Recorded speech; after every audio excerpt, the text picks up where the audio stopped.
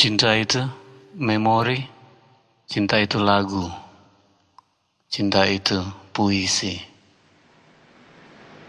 Selamat sore, kami dari kelompok akan membahas tentang teori aliran hukum alam. Menurut Freedom, aliran ini timbul karena sebuah kegagalan umat manusia dalam mencari sebuah keadilan yang secara absolut. Kebebasan mengenai sebuah hukum alam didasarkan pada asumsi bahwa melalui penalaran pada hakikat makhluk hidup akan diketahui. Pengetahuan tersebut mungkin menjadi sebuah dasar bagi tertib sebuah sosial, serta tertib secara hukum ekstensi manusia. Aliran hukum alam menurut sumbernya terbagi atas dua. Yang pertama, hukum alam secara irasional dan hukum alam secara rasional. Hukum alam secara irasional. Hukum alam ini berpendapat bahwa hukum yang berlaku secara universal dan abadi itu bersumber dari Tuhan secara langsung. Penganut aliran ini antara lain Samuel F.P. tahun 1932 sampai 1694 dan Hugo de Groot atau Grotius 1583 sampai 1645. Sedangkan hukum alam yang rasional, ada dua pendapat mengungkapkan bahwa hukum alam rasional berpendapat bahwa sumber dari hukum yang secara universal dan abadi itu adalah rasio manusia. Tokoh ini ada dua, yang pertama Thomas Aquinas dan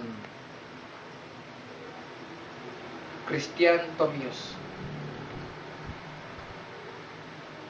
Dari empat sumber itu kita dapat menyimpulkan bahwa hukum alam terbagi atas dua bagian. Yang pertama hukum alam secara rasional dan irasional.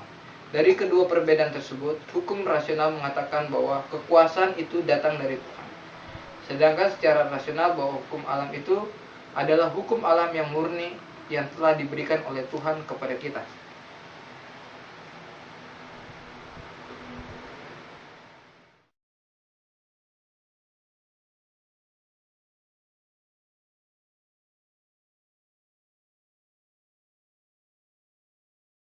Menurut saya, Samuel, hukum alam adalah aturan yang berasal dari akal pikiran yang murni.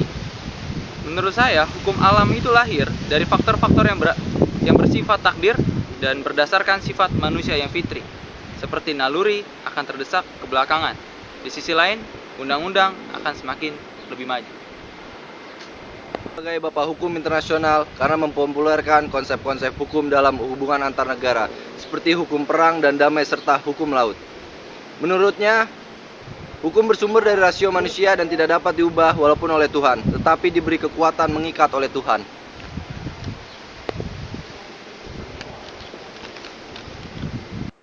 Menurut saya, manusia hidup dengan berbagai macam naluri yang bertentangan, sehingga diperlukan aturan yang mengikat.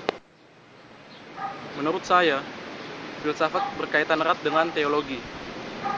Menurut saya, filsafat tidak dapat ditembus oleh akal, tetapi memerlukan iman untuk dapat memahami pengetahuan.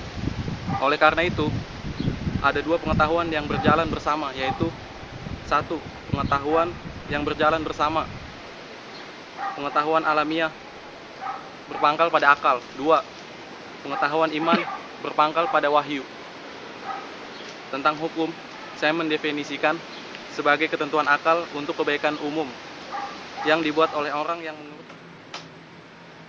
Demikian dari kelompok kami yang telah membahas tentang teori hukum alam. Apabila ada salah-salah kata dalam setiap ucapan kami mohon maaf. Dan sekali lagi saya mengucapkan banyak terima kasih kepada dosen filsafat hukum Ibu Mirna serta sahabat-sahabat lainnya yang mendengar video. Mengapa kau tak berubah? Ada